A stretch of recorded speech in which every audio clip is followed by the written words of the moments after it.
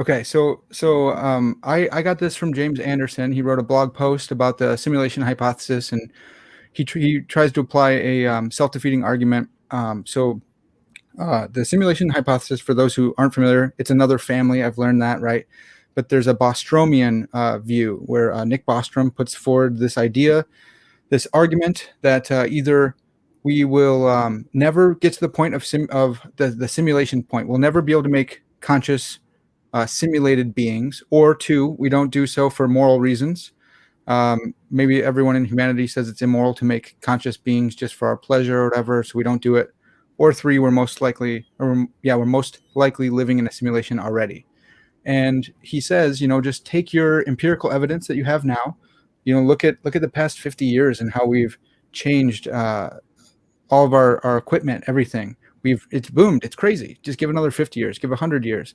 And it's plausible that we could come to this simulation point where we make conscious beings. And if that's the case, we're probably already living in one. So Anderson says, well, it's like a Wittgensteinian, kick the ladder away. You've asked me to rely on my empirical knowledge, and then at the end you've said all my empirical knowledge is false because I'm living in a computer simulation. So he tries to develop the self-defeat there. What I've tried to do is then take that in more of an Ian kind of way and say, whatever simulation we're living in, if it's one that that the three of us can be deceived about, if we can come to believe that we live in a computer simulation, it has to be a simulation where it has to be one where we come to know it, because the three of us, I don't have any seemings that I live in a computer simulation. I don't think that. It wasn't written on the moon or anything. So I wanted to kind of follow the witch argument type thing. So all of my beliefs are directed at telling me I live in base reality. I think that I'm living in the real world, the base reality, but really I'm living in a computer simulation. Now, I think if you come to believe that idea, then your cognitive faculties are not aimed at truth, but it's aimed at this falsity that you live in base reality, when in actuality I live in a simulated world. And so then I think that truth condition is not there. It's a simulation condition it's aimed at. And that's a lie. And so it's a falsity. Therefore, all of my beliefs have been produced by cognitive faculties that are aimed at falsehood, not truth. And therefore, I have a reason to doubt that I live in a computer simulation. And I want to draw out some self-defeat. I just wanted to get your guys' thoughts on that.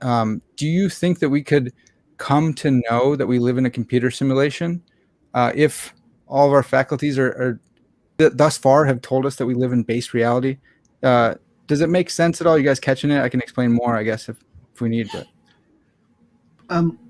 Parker, it does make sense. I thought you were going to go a different direction and suggest a kind of debunking argument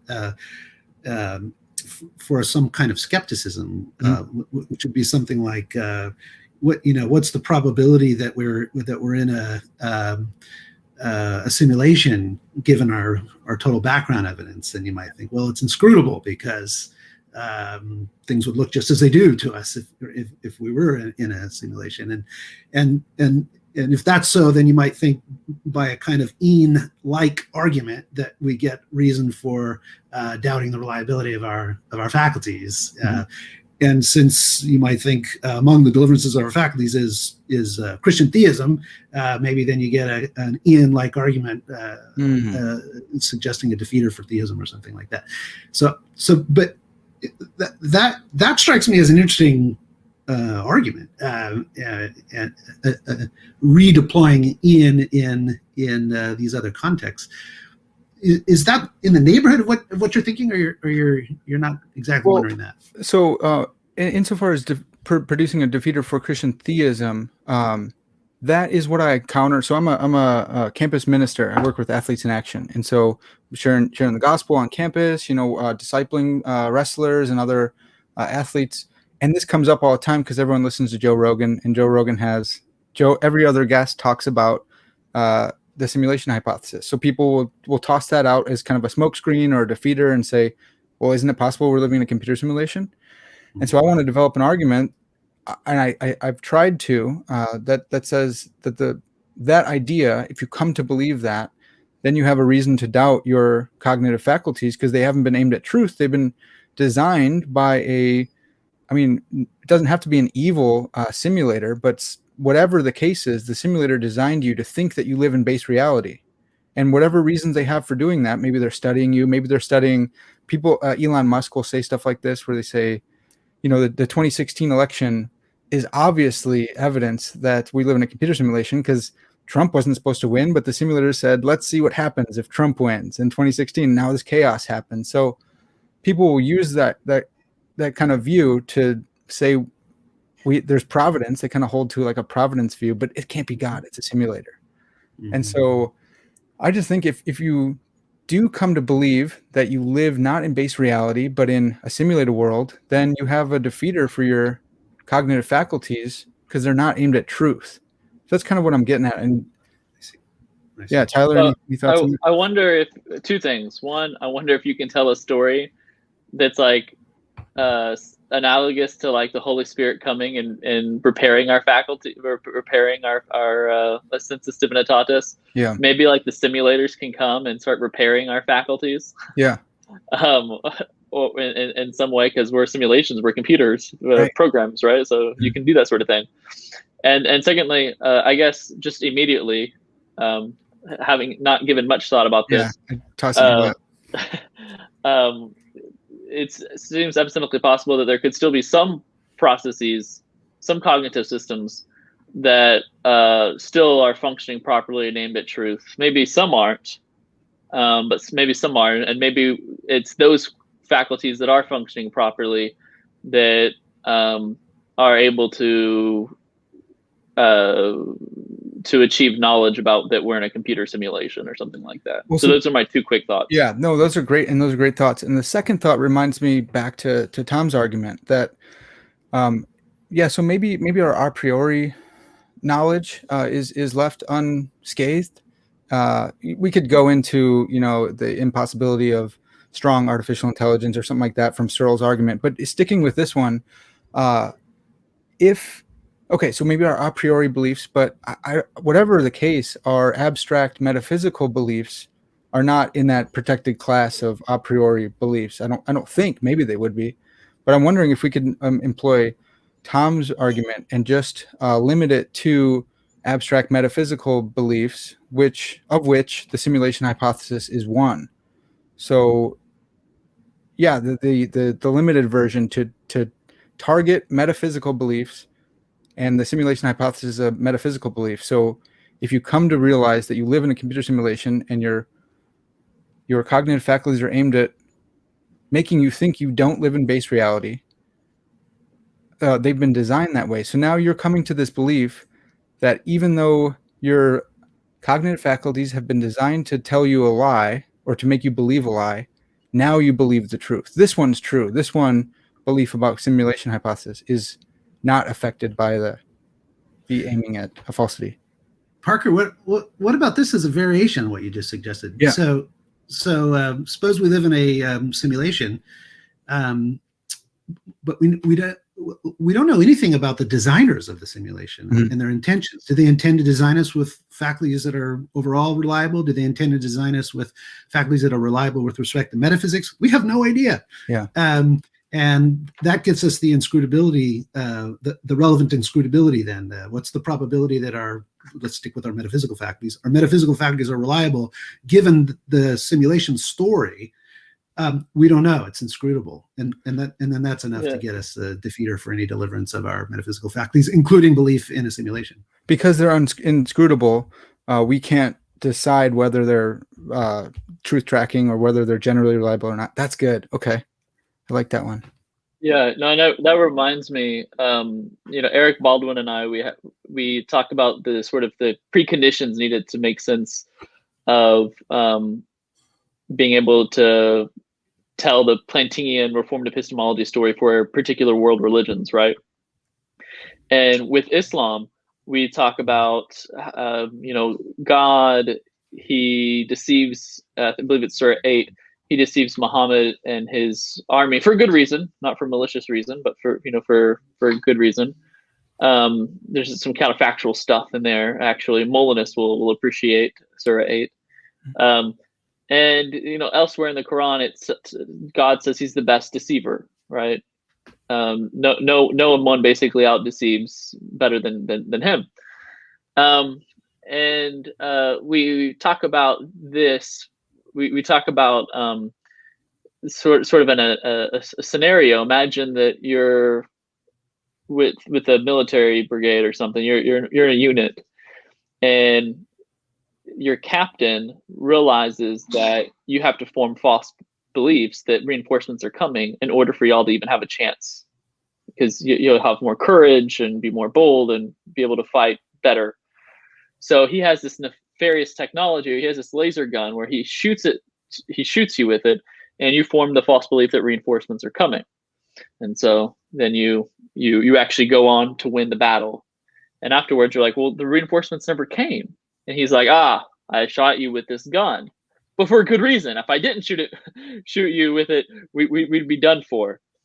And but nonetheless, let's say like later on, and you meet him in the lobby, and you hear him boasting to other people that he's the best with this gun. That he does really good deceptions with this gun, right? No one out deceives him. Then you might start worrying, like, well, hey, how many times has he shot me with that gun? Maybe he's shooting me with the gun right now. Right? Just your head explodes out of existential angst.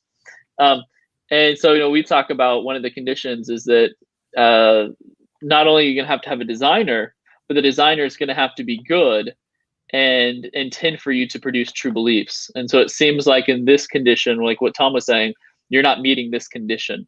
It seems like that this condition is not met, so you couldn't. You'd have a defeater. It seems to me, agreeing with Tom. Mm-hmm. Yeah, Tom, anything to add on that? No, I mean it does seem like once you sort of or see the move here, see how the logic of this argument, it does look like there are pretty narrow constraints under which you can avoid skepticism, either metaphysical skepticism or more global skepticism. Yeah, and you do need some reason for thinking, some either a priori or epistemically basic reason for thinking your faculty is the product of something or someone that wanted you to have faculties that are truth aimed and are reliable. Yeah. And theism gives you that. Well, not just any version of theism, as you're suggesting, Tyler. Christian theism gives you that. But not very many other worldviews do. And that's interesting. Yeah. So just a quick follow-up, maybe to make it more concrete. You guys seen The Matrix before? Many times. Okay, awesome. Yes. Okay, great. So this is a point that was brought up by Ben Shapiro, of all people. He just randomly was talking about The Matrix, and he's like, the problem with The Matrix is the writers never addressed the question, is he still in the Matrix? Is he one level up in the Matrix? And they're pulling from Philip K. Dick, and Philip K. Dick was a master at this. He would always leave you in the kind of, where am I kind of thing. But they just didn't follow that thread. In the second movie, they did a little bit. He stops a squiddy, in the base reality. But in my mind, I thought about that more, and I thought, could Neo ever be justified or warranted, however we're parsing that, in any of his beliefs ever again? Once he came to realize he was living in a matrix, all his beliefs were directed at a lie. This whole world that he lived in was a lie. All of his beliefs were false. So then he comes to this new world, and he just, now I'm here and I can trust Morpheus. But why doesn't he think he's in a nested simulation, or can he be justified ever again? Yeah, Tyler. Well, it seems like if he reflects on the situation, he's like, oh yeah, I was deceived. Now I'm not finding myself believing that I'm deceived. It seems like I'm not being deceived anymore. And that belief is held to firmly, even in light of past deception. And this belief is the product of proper function conditions being in place. Then it seems like he could know. It seems like he doesn't have to. It seems like this, like a hard internalist requirement to be able to say that you have to be able to always constantly prove that you're not being deceived, something like that. So it seems like some Cartesian sort of. Well, and that's kind of what I had in mind, Descartes' dream argument.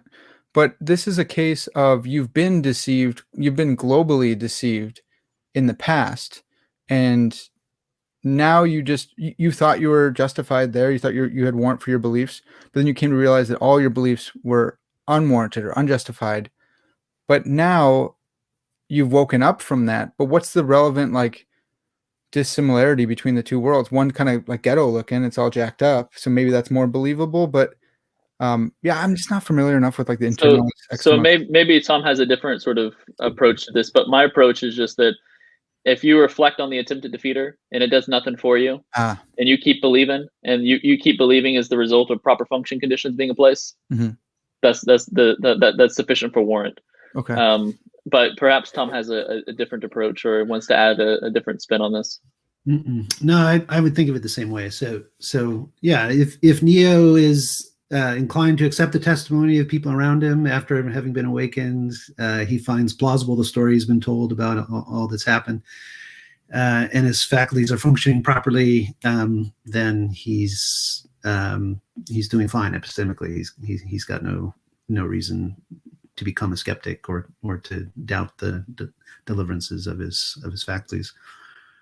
This is now good. he may not have a good argument. It is worth pointing out he may not have a good argument that he's not still in a higher level matrix, but the lesson of reading in epistemology, the lesson of proper functionalist epistemology, is you don't need a good argument to be warranted in believing that things are basically as they seem to you, so long as your belief that things are that way is the product of properly functioning faculties, then all's well. And this is what I was trying to say earlier, perhaps poorly, as a naturalist response to the evolutionary argument against naturalism, is just that like, oh, I've reflected on the defeater. I see what you're saying there, but I'm unmoved by it. I'm just going to keep believing that my faculties are reliable. And then, as I pointed out, I don't think this move is ultimately going to be able to be plausible unless you invoke proper function. And that's obviously requires theism, I think, at least on my view. So yeah, that's kind of the parody from earlier as well, kind of tying everything in together.